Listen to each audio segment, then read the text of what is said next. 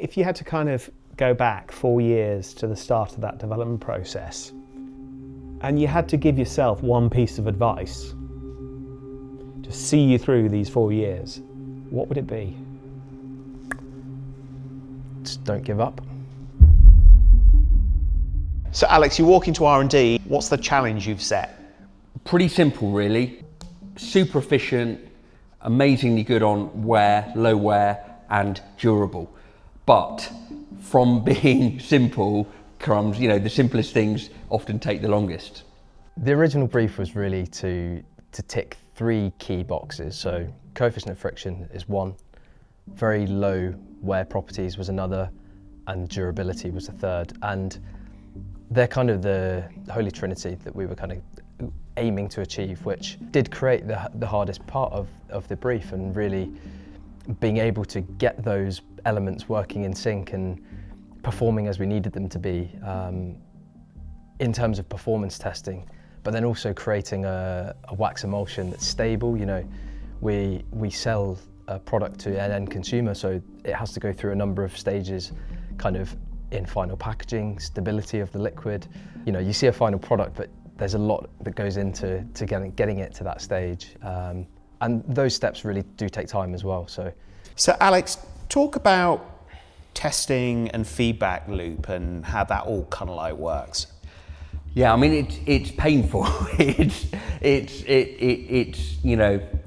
every one of the if you take dark energy, because we're developing lots of formulas all the time, so there's lots of failure, which is really hard to take. It's born of failure. Anything worthwhile in life or business is about pushing boundaries and limits. Is failure, and it's fucking hard to take a lot of the time. It's you're getting data reports from your engineers, and it's fail, and it's that picking yourself up, going, God, this is You're so desperate to, launch a product and show what we're capable of, and it's really hard when you just, and that's like I said earlier, the data actually, it's harmful in a way to our mental health as a business, because you know what you're dealing with, whereas before we had our in-house data, if you went to a university to get that, it'd be months, and then you'd think, oh, hang on, now I want to retest that, and then you've got to go back into a loop of waiting for a university timescale to retest, whereas now we can do it in-house. That's years of just bad news and changing direction and re-innovating and rethinking and changing tact on certain avenues you've explored in terms of ingredients. It's like Winston Churchill said, success is going from failure to failure without loss of enthusiasm, and it's so true, because you've just got to keep your head down and believe that you're going to do something really special, and that's what we do. We had a good idea on where to start as a base foundation, but it was really just achieving that was the difficult bit. So we got to work, we pulled our sleeves up, and that really came down to material sourcing of quite advanced waxes, so looking at different raw materials globally, outside of the UK, so Europe, USA, and really start trying to understand how we can bring the finest quality ingredients into a finished formula that we're able to blend. Yeah, there was a number of kind of different routes that we went down, and we thought we'd hit gold, and then find out later that is no longer available, or the raw material supplier isn't able to give us the final product that we want anymore. So yeah, development's a crazy thing. It really does kind of throw a number of curveballs at you along the route, but it keeps it exciting, keeps us on our toes. So you've got your own internal testing and your own internal data. Is that all you rely on? You just run it through the lab, or do you have anyone else involved in that process? Yeah, so really our process starts with the concept and the vision of what we want to achieve, and this goes for any Muc-Off product, whether it's a cleaner or a protectant or a piece of hardware or something that we feel can improve. It's all about the rider and improving the rider experience, and that's what we're all about. If it doesn't improve what the rider feels or how they look after their bike or enjoy their bike, then we simply are not interested in it. It doesn't get our attention. To simplify it, it's like a 4-stage process that we use. So the R&D really encompasses tribology, formulation chemistry, performance engineering, before it goes to a real world test cycle.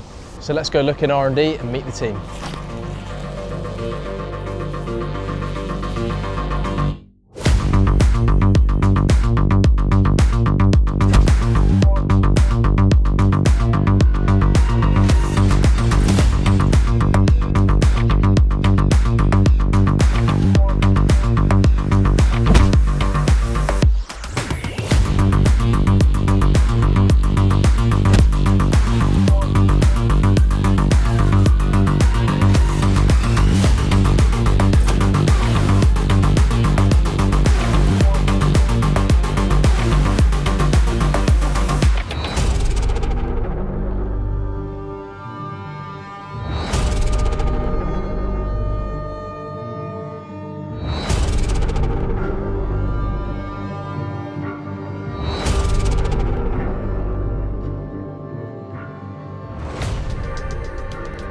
Tribology it's everything that all chain lube manufacturers are trying to understand and develop is the study of minimising metal-to-metal contact in a bicycle chain. So it's critical. It's everything. Without understanding that, you're flying blind. We really use the tribology as the kind of first phase in the testing program once the formulation chemistry is done. So putting a test sample onto the tribo to be tested, which gives us 2 main data points. So coefficient of friction, how easily the surfaces are able to slide, and quite critically the wear properties that's able to kind of give as a sample. So those 2 are obviously critical to the performance of drivetrain efficiency, but also longevity in terms of how your parts wear, and obviously getting those 2 to kind of marry up and give great performance in both areas is another kind of quite difficult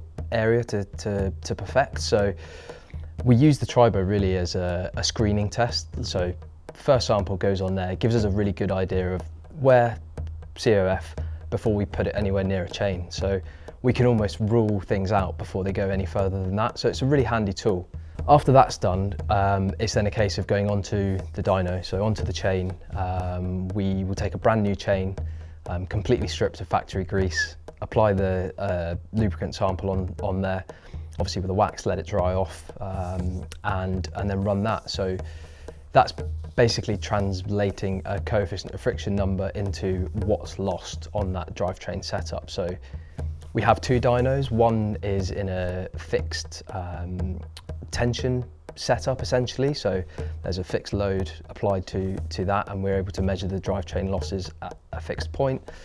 And then on the other side, we're able to put the chain under we call it a slack setup. So that's with the rear derailleur, and it basically mimics exactly what is going on a bicycle setup. So we look at the data across those 2 points, and that gives us a really good understanding and a graph that's plotted of what is happening in terms of the chain efficiency over time, and also the lubricant's lifespan. So how long it's lasting before it kind of starts to go off or it spikes.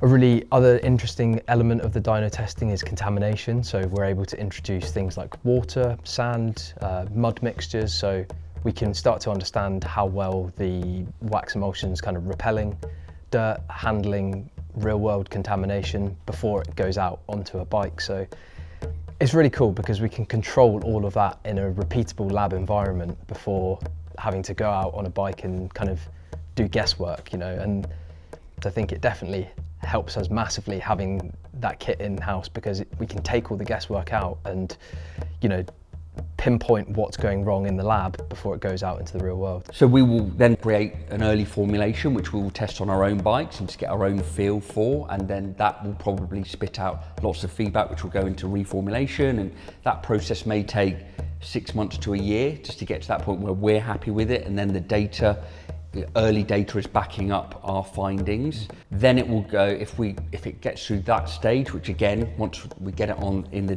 development center and testing data, then we will highlight weak points in that formula that we're not happy with. We will then reformulate there. So this is where the journey goes. Then once we know the data works, or the data answers what we know about the formula, goes out to pro teams, get early feedback from them. That might be 6 months to a year of testing for those guys and girls. And then we are then retesting, any change that they use with it. We have the original chain with the data, then we'll get the chain back and then repeat that data. So they really help drive and kind of help us along the way with the development and feed in some amazing ideas and feedback along the way. But have you ever got to a point whereby you've thought, I've spent the money and I've just burnt it, and I should never have built this R&D facility?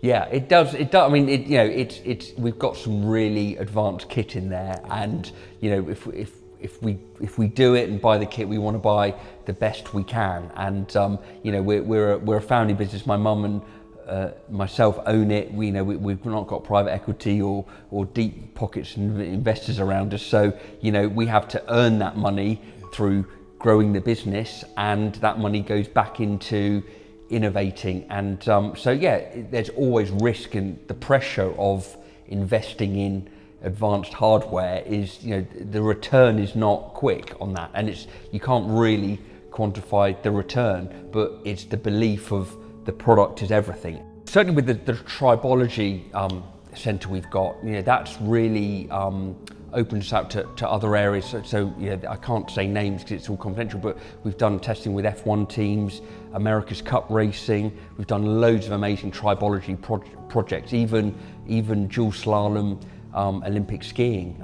We've done some work with. So it's because there's not a lot of people with Tribology centres that can help.